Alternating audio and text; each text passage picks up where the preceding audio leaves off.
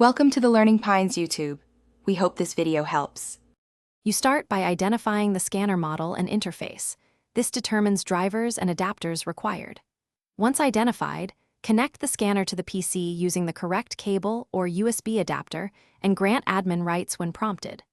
While connecting, open Device Manager or System Settings to watch for new device detection.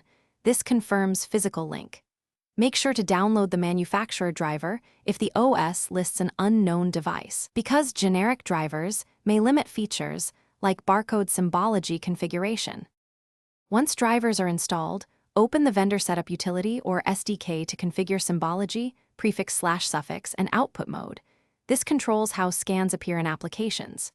If using serial COM mode, set baud rate, parity, stop bits, and flow control to match the scanner and app.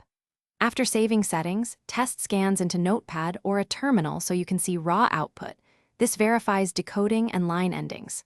If you need keyboard emulation, ensure the correct language layout and locale are selected on the PC to avoid misinterpreted characters.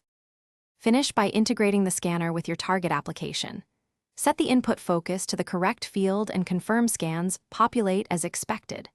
Once done, save any scanner config changes to internal memory and run a final round of test barcodes for reliability.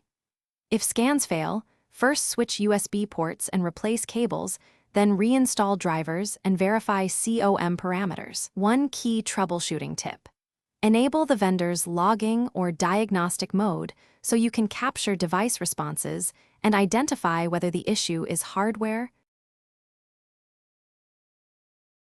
Thanks for watching. Consider subscribing if we helped you.